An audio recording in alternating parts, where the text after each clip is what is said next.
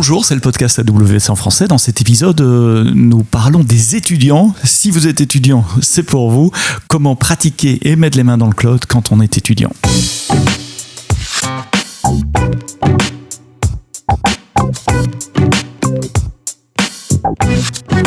Nouvel épisode du podcast AWS en français. Merci d'être là. Merci d'être de plus en plus nombreux à vous inscrire. Si vous ne l'avez pas encore fait, abonnez-vous dans vos applications de podcast. Comme ça, vous recevez les nouveaux épisodes automatiquement. Et puis, laissez-nous vos commentaires et vos feedbacks parce que c'est grâce à ça qu'on construit l'agenda. C'est basé sur vos idées et vos demandes. Et aujourd'hui, le podcast AWS en français se consacre aux étudiants. Si vous étudiez l'informatique, si vous étudiez, vous avez envie d'apprendre le cloud, eh bien cet épisode est pour vous. Comment est-ce que vous pouvez apprendre le cloud en étant étudiant, c'est-à-dire sans dépenser trop d'argent? Et puis pourquoi c'est intéressant d'apprendre le cloud? Pour en parler, j'ai invité Paul Devillers. Merci Paul d'être là. Tu es étudiant en école d'ingénieur à l'ISEP, qui est l'Institut supérieur d'électronique de Paris. Tu as fait un stage chez AWS, donc étant chez AWS et à la fois étudiant, tu es bien placé pour parler de ce sujet. En étant étudiant toi-même, quels sont les bénéfices que tu vois à apprendre le cloud, que ce soit AWS ou un autre d'ailleurs? Tout d'abord Sébastien, merci de me recevoir et bonjour à toi. Alors il y a plusieurs bénéfices pour le cloud en tant qu'étudiant. Le premier, c'est quand on est en école d'ingénieur, quand on est en première année ou en deuxième année, on doit se spécialiser. Et moi j'ai toujours été fan de diverses technologies, que ce soit les data, en tout cas quand je dis data c'est tout ce qui est machine learning, etc. Mais aussi la sécurité, aussi le DevOps. Et je me suis dit j'aimerais bien une technologie qui entremêle un peu ces diverses technos, et je me suis dit pourquoi pas m'orienter vers le cloud. Et donc c'est vraiment bien en fait pour ces étudiants-là qui ne savent pas quoi choisir, ils ne sont pas forcés de choisir avec le cloud, ils peuvent utiliser tous ces services-là avec AWS. Donc ça c'était un petit peu le premier outil. Ouais, donc si je te comprends bien, c'est la variété de services qui sont disponibles dans le cloud. Il y a plus de 200 services AWS et ça part dans tous les sens, que ce soit l'IoT, l'apprentissage machine, le développement plus traditionnel, le réseau. Il y a toujours quelque chose à faire, ou il y a toujours quelque chose à apprendre. Est-ce que ça pallie aussi au fait de devoir accéder à des ressources? Moi, quand j'étais étudiant, il n'y avait pas le cloud. Désolé, je suis un petit peu plus âgé, j'ai des cheveux blancs. Et donc, j'avais un vieux PC 286 sous mon bureau et c'est tout ce que j'avais pour développer. Le fait d'avoir accès à une puissance de calcul et de stockage, ça peut aider aussi pour différents travaux. Exactement, c'est ça. On peut travailler sur des projets qui sont assez sympas. On peut mettre en place des bases de données qui sont hautement disponibles, hautement sécurisées en quelques instants. Et ça va un petit peu rejoindre ce que j'ai dit tout à l'heure, mais quand on est en école d'ingénieur, on spécialise dans un domaine, et là on peut voir plein de domaines différents. On apprend de la technologie sur du réseau, sur de la sécurité, et donc toutes ces technologies-là s'entremêlent, et en termes de compétences techniques, c'est super intéressant. Et ça va aussi nous permettre, donc, pour un deuxième bénéfice, de renforcer notre CV avec des compétences techniques. On sait qu'en ce moment, la période n'est pas super simple pour trouver des stages, donc ou des emplois en CDI. On est quand même en école d'ingénieur, donc il y a quand même des opportunités, mais c'est un vrai plus sur un CV, les outils AWS. Vous pouvez aller voir rapidement sur LinkedIn, dès que vous choisissez des postes, peu importe le poste, il y a souvent des descriptions en rapport avec AWS. Donc ça peut vraiment faire la différence. En tout cas, c'est ce que j'ai vu sur mes dernières recherches de stage.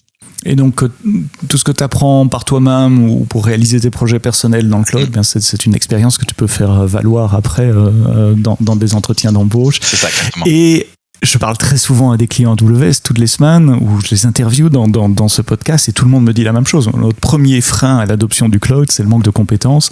On n'a pas assez de gens qui connaissent les technologies cloud. Donc si vous êtes étudiant en école d'ingénieur, en école d'informatique pour le moment, c'est vraiment la compétence. Et de nouveau, je suis pas en train de parler spécifiquement d'AWS, mais du cloud en général, c'est la compétence qu'il faut acquérir, qui vous donnera un plus par rapport aux autres sur le marché.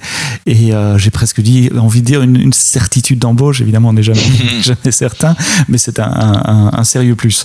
Alors, apprendre le cloud, comment on peut faire quand on est étudiant? Un compte AWS, c'est un compte payant avec une carte de crédit, on va y revenir, il y a des solutions pour ça. Mais peut-être avant de mettre les mains dedans, déjà apprendre. J'ai fait partie de l'équipe Training and Certification. J'allais dans des entreprises pendant 3 jours pour donner des cours payants aux entreprises. Quand on est étudiant, évidemment, c'est pas le bon moyen.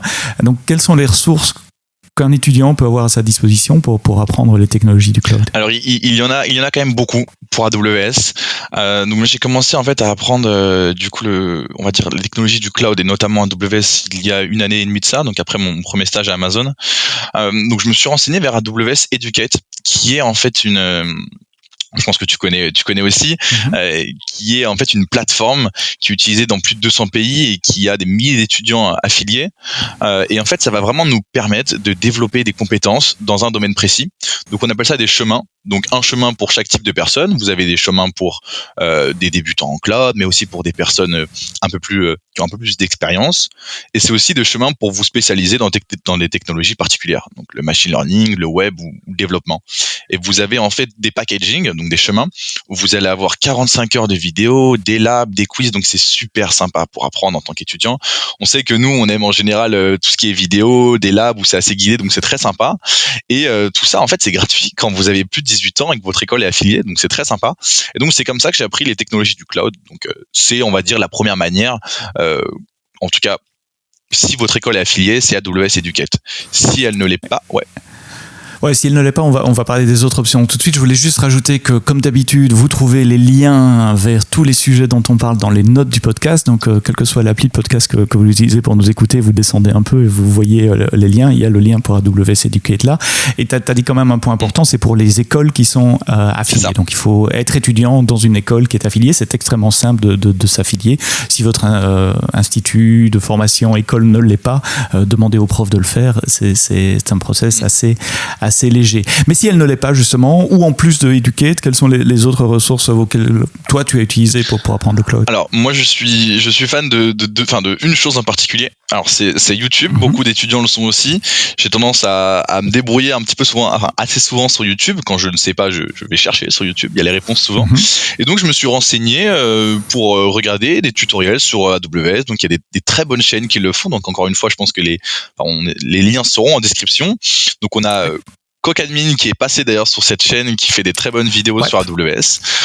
Cocadmin, c'est un Français qui vit à Montréal, au Québec, qui s'appelle Thomas de son vrai nom, je le salue s'il nous écoute, qui fait des vidéos d'une qualité incroyable, tant sur le contenu que sur la production, d'ailleurs, la manière dont elles sont faites, qui parle pas que du cloud, il parle de sysadmin en général, de DevOps, mais en général, quand il parle du cloud, il parle d'AWS, parce qu'il travaillait avant chez Ubisoft, si je ne dis pas de bêtises, qui est un grand éditeur de jeux qui utilise le cloud.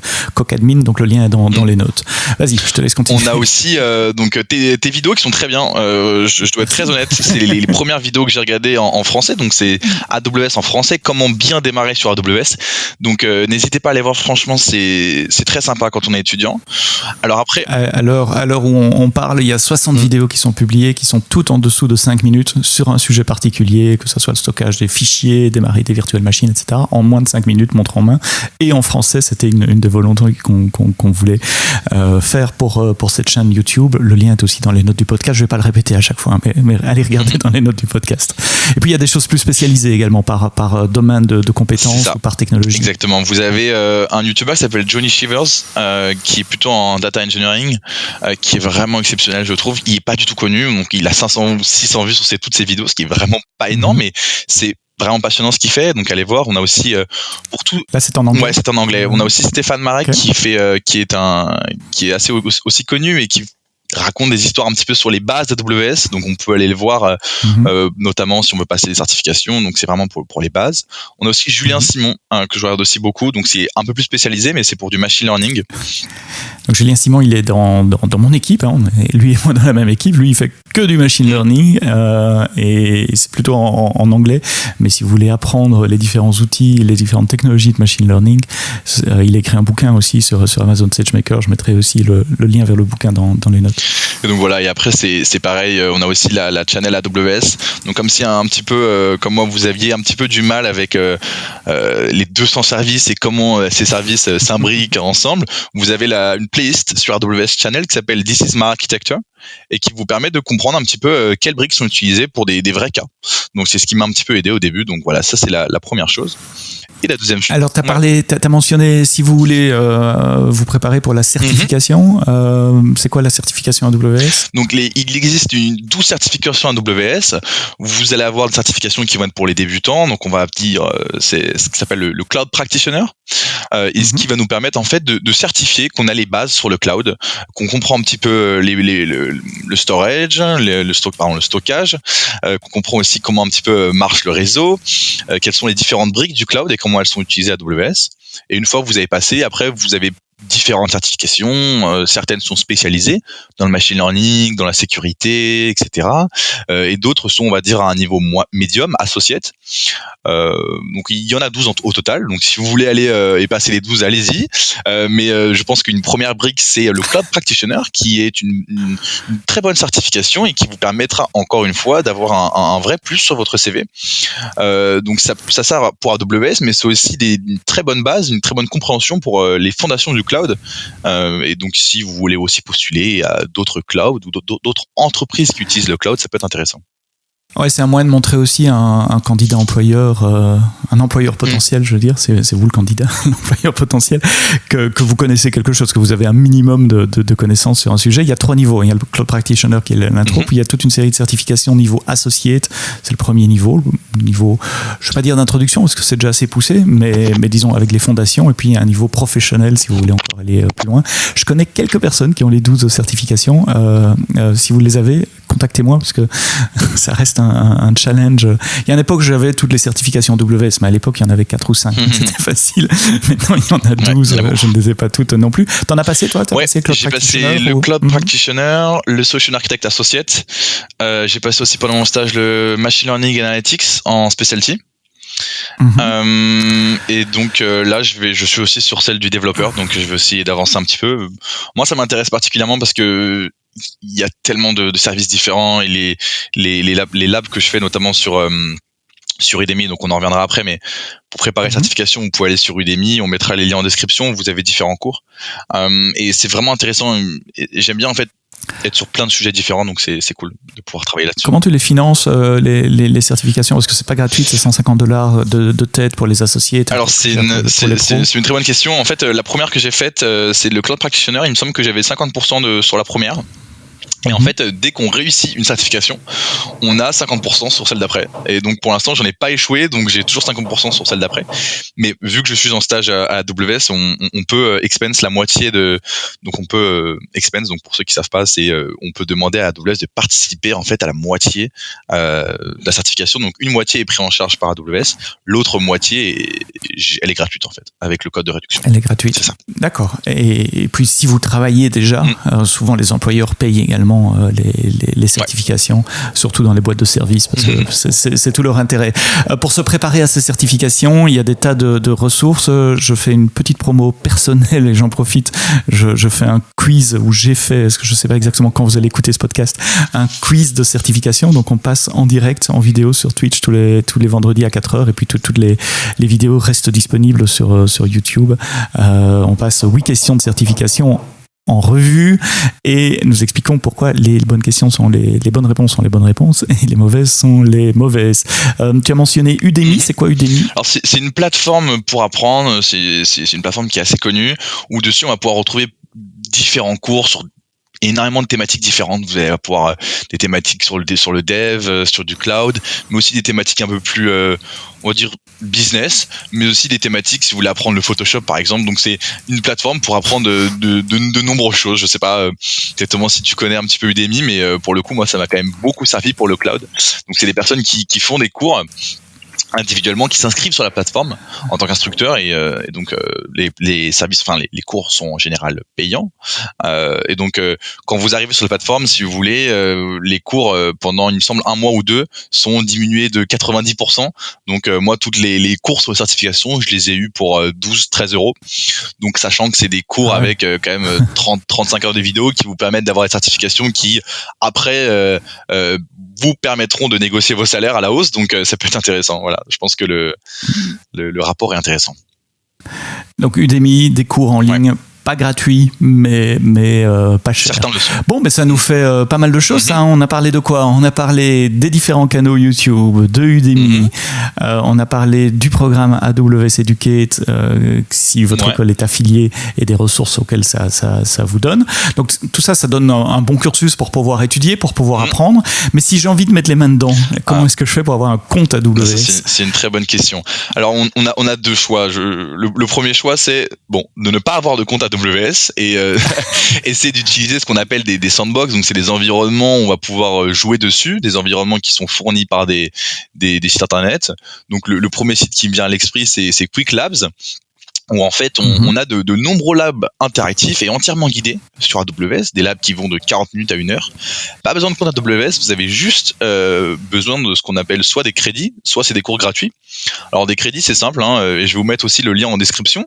Si vous êtes étudiant, vous recevez 200 crédits et c'est largement suffisant pour faire 50 à 60 labs, ce qui va vous occuper pendant un certain temps.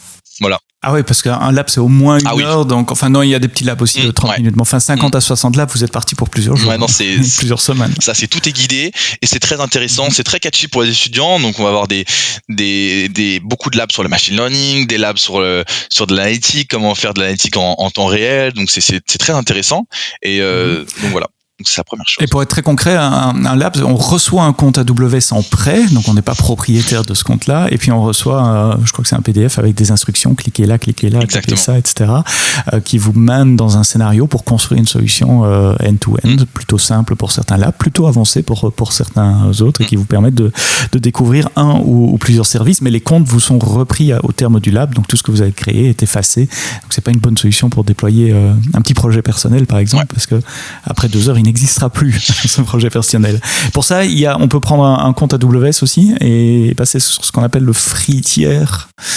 C'est ça exactement. Donc c'est quand vous êtes nouveau sur la plateforme AWS, vous pouvez utiliser un compte free tier. Donc pour accéder aux services AWS sans payer, donc vous pouvez tester gratuitement la plateforme, les produits et les services AWS.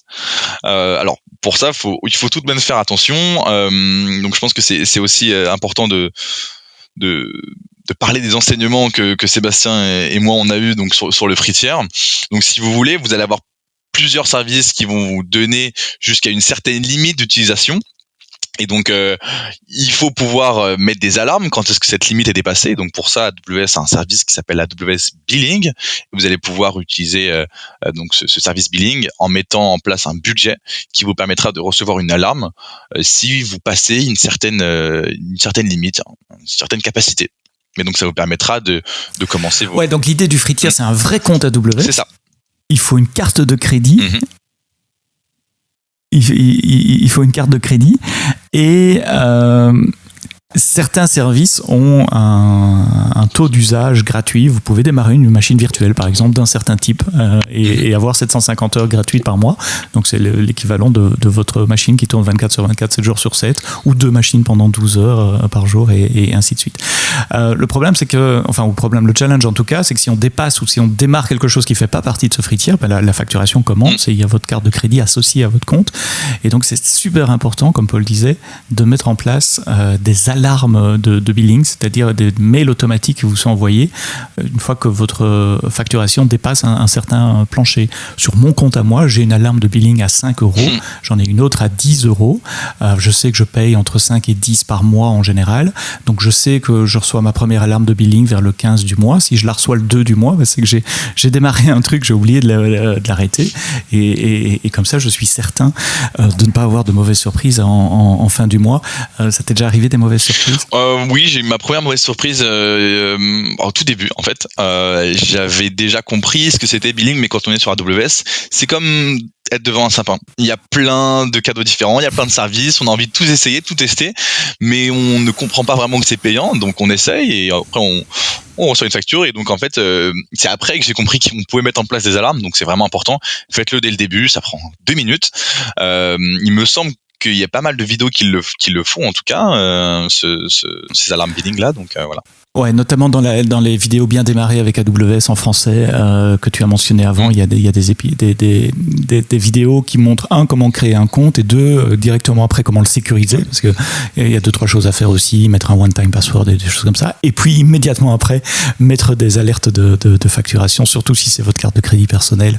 Si c'est celle d'une société, c'est un tout petit peu moins grave, quoique, mais si c'est votre carte de crédit personnel, faites très attention à ça, on peut se brûler les doigts. Comment comment ça s'est terminé ces histoires pour toi? C'était pas énorme. C'était pas énorme. C'était, il me semble que c'était 20 €. Mais bon, okay, même bon, on n'est pas vraiment utilisé. Et peu importe la facture, quand on ne la connaît pas, c'est particulier. Hein. Même si c'est 2-3 €, on dit mais j'ai pas payé. Tiens, j'ai pas utilisé ça. J'ai pas envie d'utiliser ça. Il y a des histoires un peu plus dramatiques qu'on peut trouver sur les réseaux sociaux. En général, si ça vous arrive, le bon réflexe à avoir, c'est de contacter le support. C'est gratuit, c'est dans la console en haut à droite. Vous leur expliquez le cas et en général, ils remboursent sans poser de questions. Hein. Donc ne paniquez pas si jamais ça vous arrive. Vous serez... Enfin, je peux pas faire une affirmation sûre, mais dans la plupart des cas de ce que j'ai observé, le support rembourse sans poser de questions. Ok, donc Fritière se compte AWS avec pendant la première année un certain tiers d'utilisation pour certains services et pas tout, mais enfin ça permet déjà quand même de faire pas mal de choses. Il faut juste être prudent dans ce qu'on fait. Est-ce que ça peut suffire pour un projet personnel? Alors, tout dépend. Si c'est un projet qui peut durer sur plusieurs mois, donc notamment ça peut être la recherche pour de la thèse ou tout simplement un début d'innovation, on a ce qui s'appelle AWS POC, donc c'est ce que j'avais utilisé il y a un semestre. Donc si vous voulez, c'est vous faites une demande auprès d'AWS POC sur un projet, et donc vous allez faire ce qu'on appelle une demande de crédit, et vous allez être crédité d'environ $300, ce qui est quand même beaucoup. Et cela vous permet de créer, de tester des vraies solutions, notamment pour des projets d'école ou comme j'ai dit des thèses. Et donc c'est ce que j'avais fait au dernier semestre, où j'avais mis en place en fait une solution hautement disponible avec une base de données relationnelle, donc RDS. Et ça m'avait permis de faire un très bon projet, et ça m'a aussi permis aux autres étudiants de découvrir un petit peu le cloud. Donc voilà, c'est très intéressant, et ça vous permettra d'avoir $300 de crédit, de pouvoir tout tester. Donc là, le sapin est ouvert. Ouais, avec $300, vous faites beaucoup. Ah oui, il y a beaucoup de choses à faire. Il faut pas avoir les yeux trop grands, évidemment, parce qu'il y a certains types de machines virtuelles super puissantes avec des centaines de gigabytes de mémoire qui vont consommer ce crédit assez rapidement. Mais si vous restez sur des infras raisonnables, voire du serverless, avec $300, vous tournez plusieurs mois sans aucun souci. C'est renouvelable à ta connaissance? Alors, je suis pas sûr de ça. Il faudrait voir. C'est une très bonne question. D'accord, il y a d'autres moyens d'avoir des crédits en général. Si vous contactez AWS d'une façon ou d'une autre, on donne assez facilement des crédits. Moi, j'en donne chaque fois que je fais un talk en public en général. À la fin du talk, je demande aux clients de laisser leurs impressions, de donner des petites étoiles, et ceux qui font ça reçoivent un crédit de $25. Donc, suivez les developer advocates d'AWS. En français, moi, et dans d'autres langues, mes collègues, on a beaucoup de crédits à distribuer également, et puis c'est assez facile de les obtenir aussi. Si vous créez une start-up, ce qui est l'étape suivante quand on est étudiant parfois, allez sur la page AWS Startup, où là aussi vous pouvez avoir une aide et un accompagnement, non seulement en matière de crédit, mais également en matière technique, avec des solution architectes qui peuvent vous aider à définir les bonnes architectures. Je crois qu'il faut quand même être financé pour ça, c'est pas toutes les startups, faut quand même on filtre un tout petit peu la porte d'entrée. Qu'est-ce que ça t'a permis d'apprendre tout ça? Comment tu vois l'avantage du cloud AWS pour toi dans ton parcours étudiant? Alors, comme je suis dans mon parcours étudiant, je pense jamais compris ni appris le cloud si j'avais pas fait mon premier stage à Amazon. Donc j'ai fait un premier stage en BI, en business intelligence, pour mon premier stage en première année. Donc j'ai découvert le cloud, et ça m'a énormément servi. J'ai passé mes premières certifications, j'ai fait quelques projets, et c'est là en fait qu'on peut vraiment mettre sur un CV quels sont les projets sur lesquels on a travaillé. Et quand on est en première année, on est un peu perdu, on se dit qu'est-ce que j'ai fait? J'ai travaillé là-dedans quand j'étais jeune. Là au moins on a des projets concrets à mettre. Et les employeurs, ce qu'ils veulent voir, c'est est-ce qu'on a envie d'apprendre, est-ce qu'on est débrouillard, qu'est-ce qu'on a fait avant. Et donc au-delà du fait que ce soit AWS, c'est un vrai plus sur un CV, et donc je l'ai pu le voir pendant ces stages-là. Et donc ça, c'est la première chose. Et la deuxième chose, c'est que j'ai pu trouver un super stage à AWS. Donc, je finis bientôt le stage, et si tout se passe bien, je vais rejoindre probablement l'équipe, le programme de graduate en septembre, pour commencer à mon CDI à AWS. Et donc c'est un vrai bénéfice, et ça m'a aussi permis, donc en troisième point, d'apprendre des technologies que je ne connaissais pas. Notamment le serverless, mais aussi plutôt la partie deep learning, donc plein de services différents, et c'est comment est-ce qu'on imbrique tous ces services ensemble. Donc en data science, c'est bien, on en faisait beaucoup à l'école, en local, et là maintenant j'ai un modèle, qu'est-ce que je fais avec? je vais essayer de le déployer. Et je vais essayer de mettre des solutions en serverless. Je vais essayer de faire de l'inférence par-dessus. Je vais essayer de faire ça, etc. Et ça laisse un champ des possibles qui est extraordinaire. Et c'est là pour les étudiants curieux, c'est vraiment intéressant. Qui est illimité quasiment. La limite, c'est votre imagination et un peu votre budget. Et aussi, ouais. aussi, il faut bien le dire. Mais c'est la plateforme, la AWS est la plateforme qu'utilisent de grands groupes, des grandes sociétés du CAC 40. La Société Générale fait ses analyses de risque de crédit sur AWS. Chaque fois que vous regardez un film sur Netflix ou sur Disney+, ça vient d'AWS. Amazon, le site de retail, utilise AWS aussi. Donc c'est aussi donc vous utilisez les mêmes outils informatiques que les plus grosses sociétés du monde, et tout ça, c'est à disposition de quelques clics de souris dans la console. Pour faire son stage sur AWS, il y a une page dédiée sur notre équipe de recrutement sur le site amazon.jobs, et je vous mets le lien. Évidemment, je viens de regarder là maintenant pendant qu'on parle, il y a 97 offres de stage, pas rien qu'AWS, c'est tout Amazon dans le monde, je pense que d'ailleurs, et c'est dans le monde. C'est pas rien qu'en France, il faut parfois être prêt à voyager un peu, mais il y en a tous les ans en France. T'as eu facile à trouver? Facile à trouver, non, pas forcément. non. Alors en France, ça dépend ce qu'on fait. Dans les stages, il me semble qu'il y a 2 types de stages pour AWS. On a même 3 types de stages. On a des stages en sales, donc plutôt pour la partie, on va dire, commerce. Tu dis en école. Ouais, après on a des stages donc c'est le premier stage, deuxième stage en professional services, donc stage on va dire un petit peu consulting, un petit peu tech, orienté tech, donc orienté on va dire un petit peu aussi école d'ingénieur, et le dernier stage c'est aussi des stages en solution architect, donc aussi orienté tech. Donc il y en a un petit peu pour tous les goûts. Je saurais pas dire combien exactement. Je sais que on est 2 stagiaires, on a deux stagiaires ce semestre-là. Donc je pense qu'il doit y avoir une dizaine de stages par an à AWS, peut-être un peu moins. Alors après, peut-être que ça va aller en augmentant, probablement. Mais je pense que oui, c'est pas forcément facile à trouver. Pareil, les entretiens sont un peu longs, mais très long. On met la même barre d'embauche pour un étudiant que pour quelqu'un qu'on embauche. Oui, c'est à peu près à travers le même process. Mais allez voir cette page web, en tout cas, tout est listé là. Et si c'est pas AWS, c'est Amazon qui est un client d'AWS, qui utilise les mêmes technologies. Donc là, vous serez dans une équipe métier d'Amazon, et il y a beaucoup de métiers. Ça peut être la vidéo, ça peut être Alexa, ça peut être les devices, la musique, et évidemment le site web de commerce que vous connaissez peut-être. Voilà, merci Paul d'avoir listé toutes ces possibilités pour les étudiants, qui sont bien plus nombreuses que ce qui n'y paraît à premier abord. Encore une fois, je le répète, tous les liens vers les sites et les solutions dont nous avons parlé sont dans les notes du podcast. Vous avez juste à descendre un peu sur votre écran, vous les trouvez là. Et puis, moi, je résumerai avec deux messages. Apprenez le cloud, quel qu'il soit, si possible AWS, mais enfin, si c'est un autre, c'est bien aussi, parce que l'industrie a besoin de ces compétences-là. Et puis, mettez les mains dedans. Et Paul vous a expliqué en détail différentes options qui sont à votre disposition et qu'il a utilisé lui-même pour apprendre le cloud. Donc c'est un témoignage de premier niveau, de première expérience. Tu l'as fait toi-même. Merci Paul pour ton temps et d'avoir préparé ce podcast avec moi. Merci d'être resté jusqu'au bout. Rendez-vous la semaine prochaine pour un prochain épisode du podcast AWS en français. Et d'ici là, quoi que vous codiez, codez-le bien.